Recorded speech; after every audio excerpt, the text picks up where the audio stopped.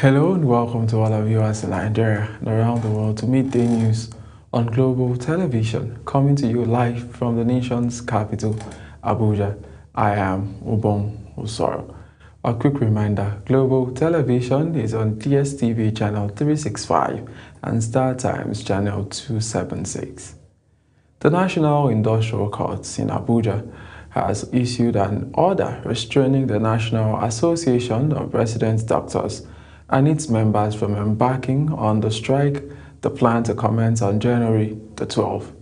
Justice Emmanuel Subilim issued the order while ruling on a motion ex parte filed by the federal government of Nigeria and the Attorney General of the Federation.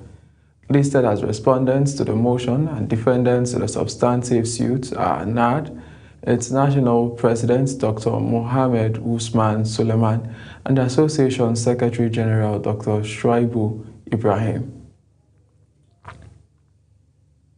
In another development, the Nigeria Association of Resident Doctors has insisted on embarking on the planned industrial action scheduled for January the 12th, despite an order by the National Industrial Court stopping the move. According to the association's president, Dr. Mohammed Suleiman, only the National Executive Council of the union could stop the planned strike. He said members of the association were not shaken by the court order, alleging that the government had not acted in good faith despite the association's decision to suspend its earlier strike in November of 2025.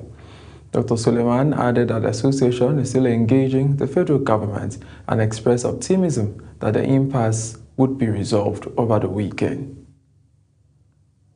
Meanwhile, the Association of Resident Doctors of Usmanu Danfodio University Teaching Hospital, Sokoto, declared full support for the nationwide indefinite strike announced by the National Association of Resident Doctors effective Monday, January the 12th, 2026, over the federal government's alleged failure to honor critical welfare and training agreements.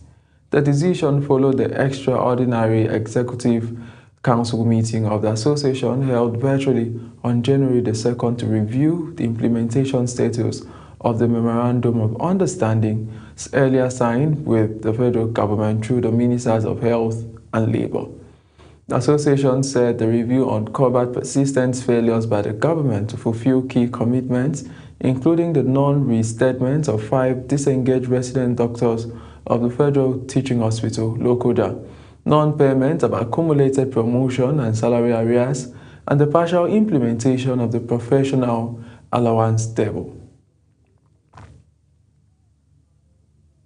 In the meantime, the North Central Caucus of the Association of Resident Doctors has demanded the immediate reinstatement of their colleagues sacked by the Federal Teaching Hospital, Lokoja, Kogi State. The caucus leader, Dr. Fena Dogo, at a news conference in Abuja, said the affected doctors were dismissed over allegations of unauthorized protest and union activities, describing the action as unjust. Dogo said the North Central Caucus is aware that several committees had been constituted to review the matter, all of which reportedly recommended the reinstatement of the affected doctors. Away from health matters now, President Bola Tinubu, Vice President Kashim Shettima, and their aides have been allocated 12.2 billion naira on foreign trips and local travels in 2026. This is contained in the details of the State House budget estimates submitted under the 2026 Appropriation Bill now before the National Assembly for consideration. The budget shows that foreign travels account for the largest share of the expenditure for both offices amid ongoing fiscal pressures and reforms. The federal government has allocated over 49 billion naira in the 2026 budget estimate for the feeding of inmates, medical supplies, prison repairs, uniform, and purchase of arms and security equipment. The budget breakdown showed that 40 billion naira was allocated for foodstuff and catering materials, 1 billion naira for uniforms and other clothing, and 1 billion naira for drugs and medical supplies, while 5 billion naira for rehabilitation and repairs of prison facilities. Also, 861 million naira was allocated for prison biometrics arms, ammunition, and other security equipment. Data from the Nigerian Correctional Service website indicates that the total inmates population across the country custodial centers stand at 77,438, with 50,357 of them awaiting trials. Reports and official records also reveal that thousands of inmates, including many facing serious charges such as terrorism and armed robbery, have escaped from 13 correctional facilities between 2019 and 2025. In a continued motion, the Rivers State House of Assembly has said that the impeachment process against Governor Similaye Fubara and his deputy Ngozi Odo is fully on course. Chairman of the House Committee on Information, Petitions and Complaints, Enemi George, disclosed this in a statement. George said the move is in line with the relevant provisions of the Constitution of the Federal Republic of Nigeria 1999 as amended. Meanwhile, a prominent Nigerian lawyer and council member of the African Bar Association, Adeboyega Kolade, has described the impeachment proceedings being initiated against Rivers State Governor Similaye Fubara as a protracted legal battle that may not be concluded before the expiration of the governor's current tenure. Our correspondent reports. Speaking on Big Talk, Global Television's flagship political program, Adeboyega Kolade said the impeachment process as currently being pursued by Martin Amuele-led faction of the Rivers State House of Assembly is fraught with constitutional, procedural, and legal complexity that could stall with progress in court. Kolade noted that the impeachment is not merely a political exercise, but a constitutional process that must strictly comply with laid-down provisions of the 1999 Constitution. It is a game. It is a game that even Fubara himself has been properly inducted. Because I remember the first time they wanted to impeach him sometimes last year. According to him, any failure to observe due process, quorum requirements, or judicial pronouncement would expose the process to legal challenges. In Rivers State right now is, I will say, it's very highly political. So, and like I know. The legal experts added that Nigerian courts have, in previous cases, demonstrated a willingness to intervene where impeachment processes are perceived to be politically motivated or procedurally flawed. The impeachment move against Governor Fubara comes amid ongoing political crisis in Rivers State, following a prolonged power struggle between the executive and segments of the state legislature. Ubong Usoro for Global Television News.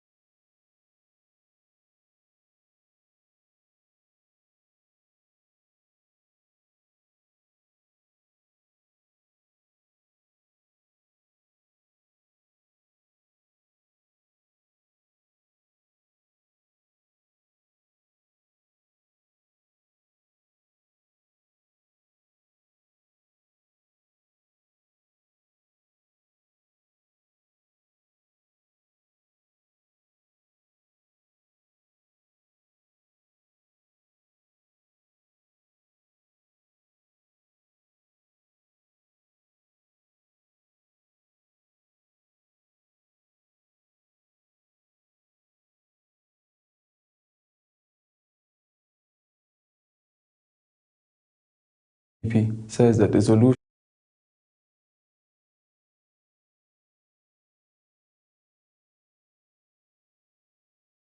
in a statement issued by the party's National Publicity Secretary, Ladipo Johnson, in Abuja.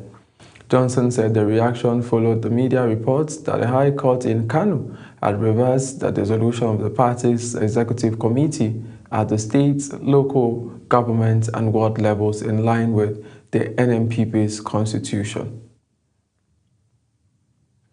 The Chief of Army Staff, Lieutenant General Waido Shebu, has charged troops of the 6th Division of the Nigerian Army to uphold discipline and dedication in their quest to play their pivotal role in safeguarding critical national infrastructure.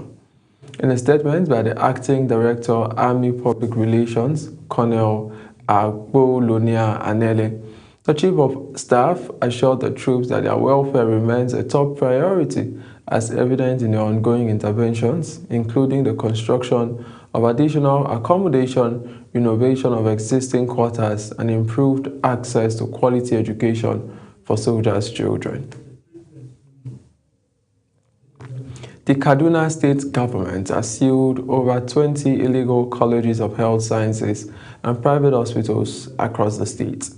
The State Commissioner of Health, Omar Kaltoum Ahmed, says that exercise is part of ongoing efforts to ensure private health institutions comply with established rules and regulations. She explained that the move aimed to guarantee practical training of healthcare workers in the state and to protect public health. The affected institutions are located in Chinkum, Ikabi, Kaduna North, and Kaduna South local government areas. The Commissioner added that the action enforced guidelines for private health institutions and prevented unaccredited facilities from misleading the public under the guise of healthcare training.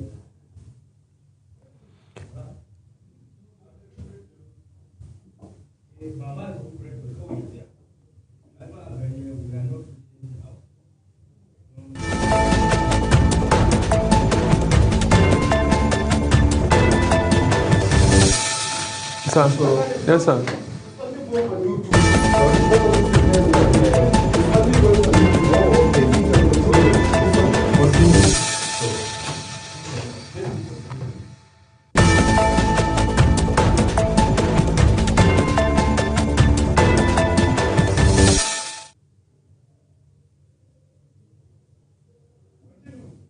In the wake of the brutal killings of an Abuja nurse and a female lawyer by one-chance criminals operating in unmarked taxis, the Federal Capital Territory Police Command has stepped up its operation to curb the menace.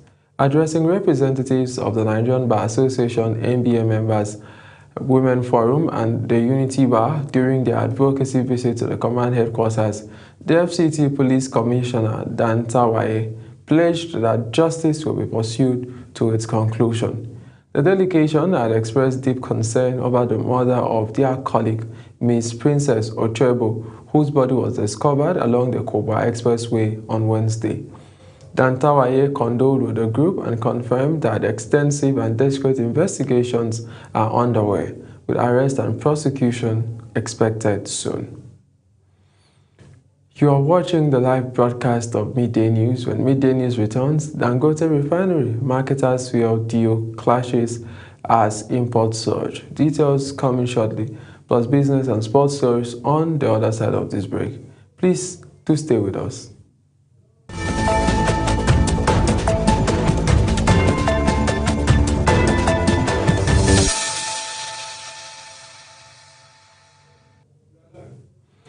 The federal government has proposed to spend 6.04 billion naira on personnel costs for Ajaokuta Steel Company Limited in 2026 fiscal year, even though the steel complex had remained non-operational more than 4 decades after it was conceived. Data from the 2026 appropriation bill shows that the company was allocated a total of 6.69 billion naira for the year, with personnel expenses alone accounting for over 90.4% of the entire provision. The structure of the allocation reinforces Ajaokuta's long-standing role as a non-producing public enterprise sustained largely by salary payments rather than industrial activity.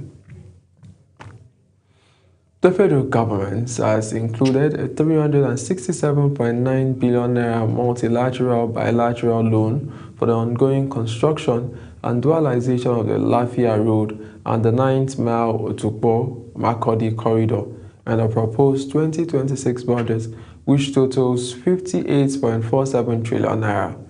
The loan-backed project is one of the largest allocations under the Ministry of Works in the 2026 Appropriation Bill document. It forms part of the government's strategies to advance long-term running federal road projects through a mix of budgetary funding and external financing. Shoes do more than protect our feet. They carry us through work, through life, and through style. Global TV correspondent Sadiya Yakubu takes a look at Aerogym Shoes, a brand stepping into the spotlight for comfort, quality, and confidence. The report. Our feet carry the full weight of our bodies every day. Without proper protection, they are exposed to sharp objects, extreme heat, infections, and injuries that can easily be avoided. The Chief Executive Officer of Aerogym Shoes, Dr. Jimmy Ntweng, said their first priority is to make the country proud by making sure that more youth are self-employed. At the time I was doing business in the defense industry, I found out we import most of this boots, safety boots, and military and paramilitary boots.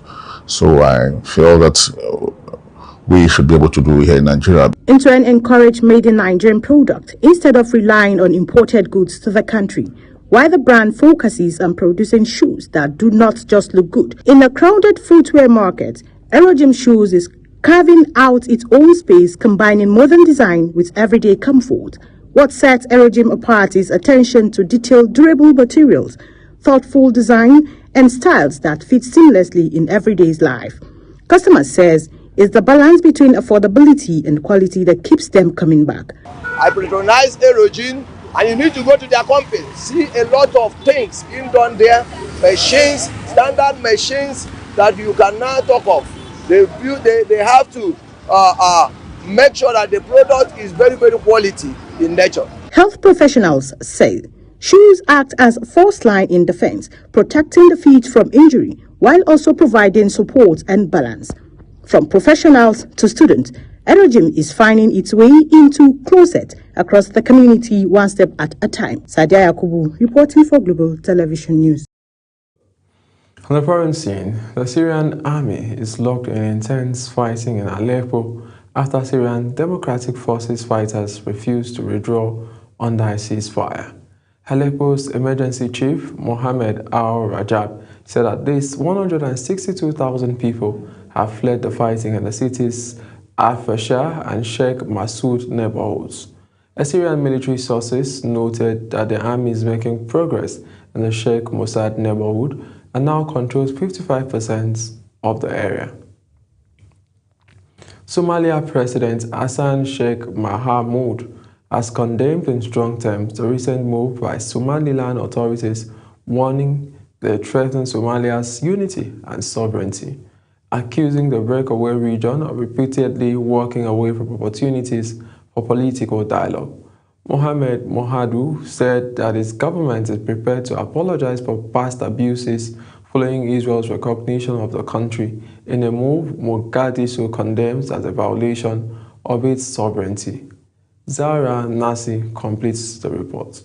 In a television address to the nation, Mahmoud said successive Somaliland administrations had failed to seize chances for talks that could have led to national reconciliation, instead pursuing steps that further divided Somalis.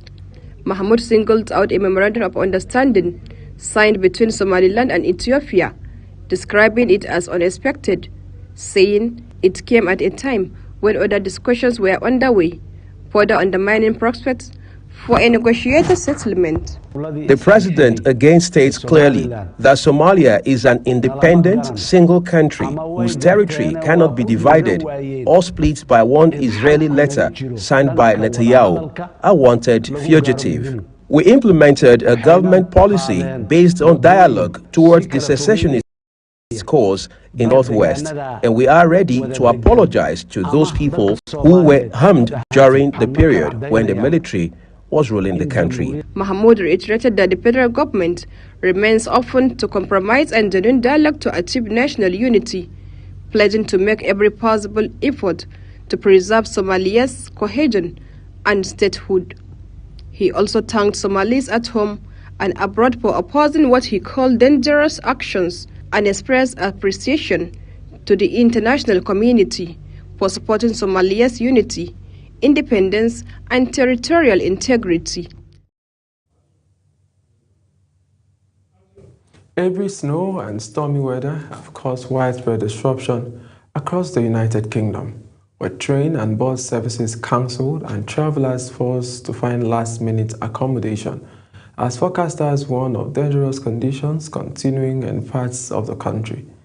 Gale force winds and storms barreled through northern Europe, disrupting air and rail travel, as well as cutting power to hundreds of thousands in freezing temperature. Uyi Agbomofwekwe has the rest of the story.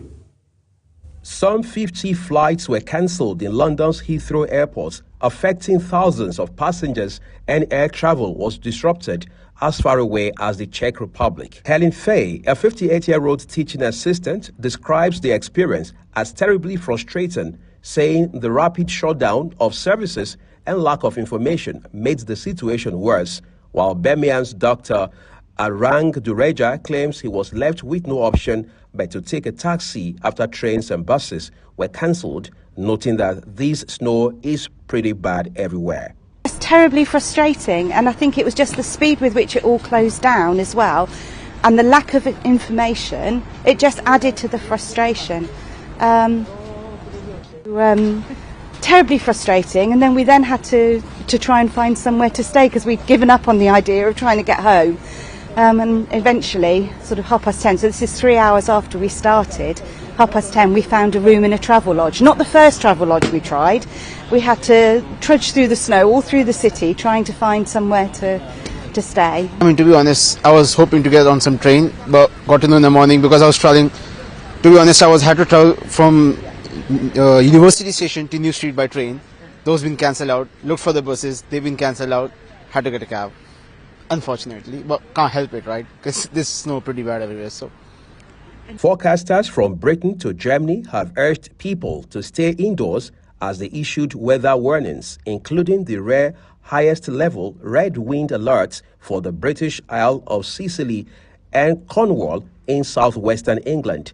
The national grid energy provider stated that some 57,000 homes in the United Kingdom remain without electricity after Storm Goretti brought strong winds and heavy snow to parts of the country overnight. Uyi Agbomofwekwe reporting for Global TV News. Nottingham Forest has emerged as a potential destination for Nigerian international Fisayo Dele Bashiru. Forest have officially established contacts with Dele Bashiru's Serie A club Lazio. Lazio are open to selling the midfielder, but will demand around 15 million euros plus bonuses. And that's it on Midday News. A quick reminder, Global Television is on DSTV channel 365 and Star Times channel 276. Kindly follow us across all social media platforms now showing on your screen using @GlobalTVNG. I am Ubon Osoro. Bye for now.